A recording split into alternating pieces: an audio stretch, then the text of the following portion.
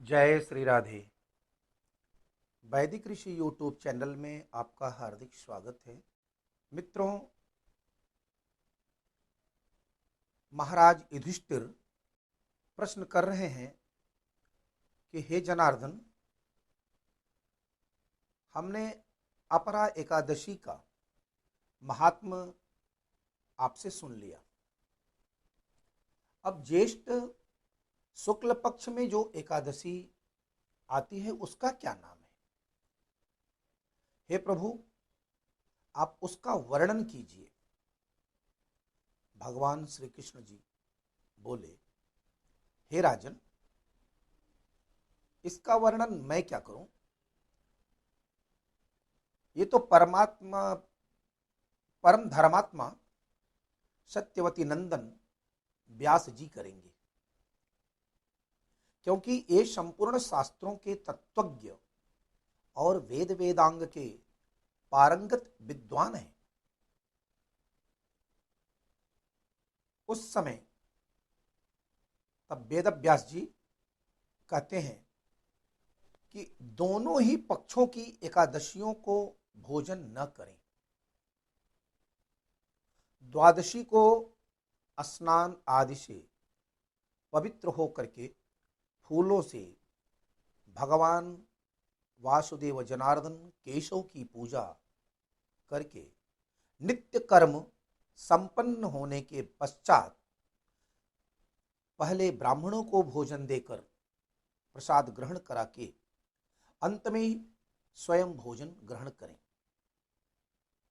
हे राजन, जनना शौच और मरणा शौच में भी एकादशी को भोजन नहीं करना चाहिए।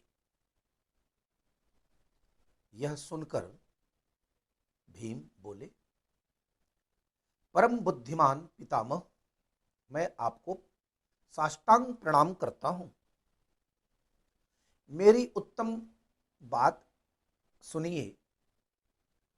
राजा युधिष्ठिर, माता कुंती, द्रौपदी, भाई अर्जुन, नकुल और सहदेव, ये सभी एकादशी को कभी भोजन नहीं करते तथा मुझसे भी हमेशा यही कहते हैं कि भीमसेन, तुम भी एकादशी को न खाया करो। पर हे प्रभु, किंतु मैं इन लोगों से यही कह दिया करता हूं कि मुझसे भूख नहीं सही जाएगी। भीमसेन की बात सुन करके वेद व्यास जी ने कहा, यदि तुम्हें स्वर्गलोक की प्राप्ति अभिष्ट है और नरक को दूषित समझते हो तो दोनों पक्षों की एकादशी को भोजन न करो। भीमसेन बोले, हे महाबुद्धिमान पितामह, मुझे क्षमा करें। मैं आपके सामने अपनी सत्य बात कहता हूं, एकदम सत्य बात। एक बार भोजन करके भी मुझसे व्रत नहीं किया जा सकता, फिर उपवास करके तो मैं रह ही कैसे सकता हूं। मेरे उदर में वृक नामक अग्नि सदा प्रज्वलित रहती है, अतः जब मैं बहुत अधिक खाता हूं तभी यह शांत होती है। इसलिए हे महाबुद्धिमान, हे महामुने, मैं वर्ष भर में केवल एक ही उपवास कर सकता हूं, जिससे स्वर्ग की प्राप्ति सुलभ हो तथा जिसके करने से मैं कल्याण का भागी हो सकूं। ऐसा कोई एक व्रत निश्चय करके आप मुझे बताइए, मैं उसका यथोचित रूप से पालन करूंगा। महर्षि वेद व्यास जी ने कहा, हे भीम, ज्येष्ठ मास में सूर्य वृषभ राशि पे हो या मिथुन राशि पर हो, शुक्ल पक्ष में जो एकादशी हो उसका यत्न पूर्वक बिना जल के निर्जल रह करके व्रत करो। केवल कुल्ला करना यानी मुंह में पानी लेकर के फेंकना या आचमन करने के लिए ही मुंह में जल डाल सकते हैं। उसको छोड़कर और किसी भी प्रकार का जल विद्वान पुरुष मुख में न डालें, अन्यथा व्रत भंग हो जाता है। एकादशी को सूर्योदय से लेकर दूसरे दिन के सूर्योदय तक मनुष्य जल का त्याग करे तो यह व्रत पूर्ण होता है। तदंतर द्वादशी को निर्मल प्रभात काल में स्नान करके ब्राह्मणों को विधिपूर्वक जल और सुवर्ण का दान करें या अपने सामर्थ्यानुसार द्रव्य दान करें। इस प्रकार सब कार्य पूर्ण करके जितेंद्रिय पुरुष ब्राह्मणों के साथ भोजन प्रसाद ग्रहण करें। वर्ष भर में जितनी भी एकादशियां होती हैं उन सब का फल निर्जला एकादशी के सेवन से मनुष्य प्राप्त कर लेता है। इसमें तनिक भी संशय नहीं है, कोई भी संदेह नहीं है। शंख चक्र और गदा धारण करने वाले भगवान केशव ने मुझसे कहा था कि यदि मानव सबको छोड़कर मात्र मेरी शरण में आ जाए और एकादशी को निराहार रहे तो वह सब पापों से मुक्त हो जाता है। एकादशी व्रत करने वाले पुरुष के पास विशालकाय विकराल आकृति और काले रंग वाले दंडपासधारी भयंकर यमदूत कभी नहीं जाते। जब उनका अंत समय आता है तो अंत काल में पीतांबरधारी सौम्य स्वभाव वाले, हाथ में सुदर्शन धारण करने वाले और मन के समान वेगशाली विष्णुदूत आकर इस वैष्णव पुरुष को भगवान विष्णु के धाम में ले जाते हैं। अतः निर्जला एकादशी को प्रयत्न करके पूर्ण रूपेण मेहनत करके प्रयत्न करके उपवास करना चाहिए और प्रयत्न करना चाहिए कि निराजल हो। तुम भी सब पापों की शांति के लिए यत्न के साथ उपवास और श्री हरि का पूजन करो। स्त्री हो या पुरुष, यदि उसने मेरु पर्वत के बराबर भी पाप किया हो तो वह भी सब एकादशी के प्रभाव से भस्म हो जाता है। जो मनुष्य उस दिन जल के नियम का पालन करता है यानी जल ग्रहण नहीं करता है वह पुण्य का भागी होता है। उसे एक एक पहर में कोटि कोटि स्वर्ण मुद्रा दान करने का फल प्राप्त होता है। ऐसा सुना गया है विद्वानों के मुखों से, महर्षियों के मुखों से। मनुष्य निर्जला एकादशी के दिन स्नान, दान, जप, होम आदि जो कुछ भी करता है वह सब अक्षय हो जाता है, यानी जिसका कभी न क्षरण होने वाला हो ऐसा हो जाता है। यह भगवान श्री कृष्ण का कथन है। निर्जला एकादशी को विधिपूर्वक उत्तम रीति से उपवास करके मानव वैष्णव पद को प्राप्त कर लेता है। जो मनुष्य एकादशी के दिन अन्न खाता है वह ऐसा मान के चलिए कि वह पाप का भोजन कर रहा है। इस लोक में चांडाल के समान है और मरने पर दुर्गति को प्राप्त होता है। एकादश्याम दिने योन्नम भुक्ते पापम भुनक्ति सह इहलोके च चांडालो मृतः प्राप्नोति दुर्गति। परंतु जो रोगी हैं, वृद्ध हैं, बालक हैं, उनके लिए यह नियम मान्य नहीं होता।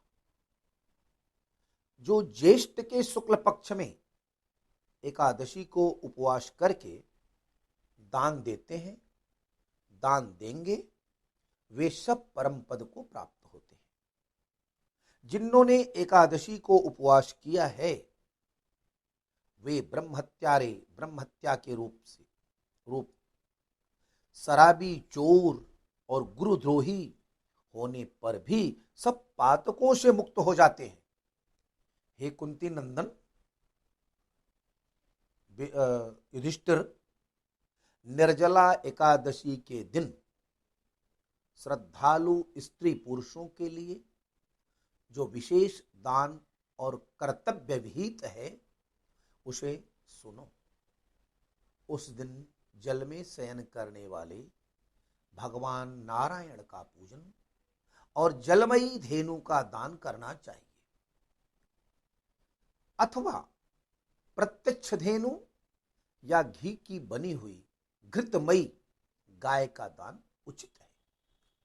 पर्याप्त दक्षिणा और भांति भांति के मिष्ठान्नों द्वारा यत्नपूर्वक ब्राह्मणों को संतुष्ट करना चाहिए। ऐसा करने से ब्राह्मणों को संतुष्ट करना चाहिए, ऐसा करने से अवश्य संतुष्ट होते हैं ब्राह्मण, और उनके संतुष्ट होने पर श्री हरि बिना कुछ चिंतन किए मोक्ष प्रदान करते हैं। जिन्होंने शम, दम और दान में प्रवृत्त हो श्री हरि की पूजा और रात्रि में जागरण करते हुए इस निर्जला एकादशी का व्रत किया है, उन्होंने अपने साथ ही बीती हुई शास्त्रानुसार 100 पीढ़ियों को और आने वाली 100 पीढ़ियों को भगवान वासुदेव के परम धाम में पहुंचा दिया जाता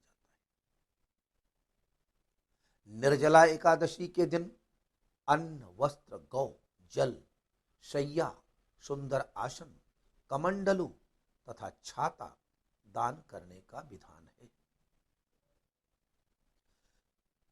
अन्नम वस्त्रम तथा गावो जलम शय्यासनम शुभम कमंडलुस्तथा छत्रम दातव्यम निर्जला दिने।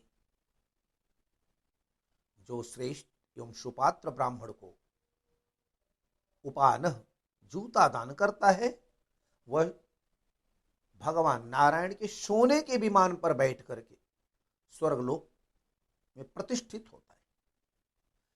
जो इस एकादशी की महिमा को भक्तिपूर्वक सुनता तथा जो भक्तिपूर्वक उसका वर्णन करता है वे दोनों स्वर्गलोक में जाते हैं। चतुर्दशी युक्त अमावस्या को सूर्य ग्रहण के समय श्राद्ध करके मनुष्य जिस फल को प्राप्त करता है वही इसके श्रवण से भी प्राप्त होता है। पहले दंत धावन करके यह नियम अपनाना चाहिए, मैं भगवान केशव की प्रसन्नता के लिए एकादशी को निराहार रहकर आचमन के सिवा दूसरे जल का भी त्याग करूंगा। द्वादशी को देवदेवेश्वर भगवान विष्णु का पूजन करना चाहिए। गंध, पुष्प, धूप, दीप, नैवेद्य और सुंदर वस्त्र से विधि पूर्वक पूजन करके जल का घड़ा संकल्प करते हुए इस मंत्र का उच्चारण करते हुए दान करना चाहिए। देव देव हृषिकेश संसारणवतारक उद कुंभ प्रदानेन नय माम परमाम गतिम। संसार सागर से तारने वाले देव देव ऋषिकेश, इस जल के घड़े का दान करने से आप मुझे परम गति की प्राप्ति कराइए।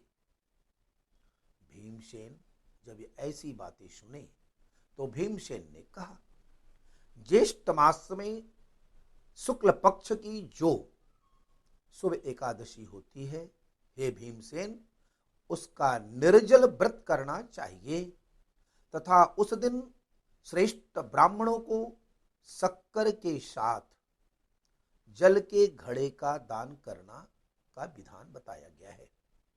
ऐसा करने से मनुष्य भगवान नारायण विष्णु के समीप पहुंचकर आनंद का अनुभव करता है।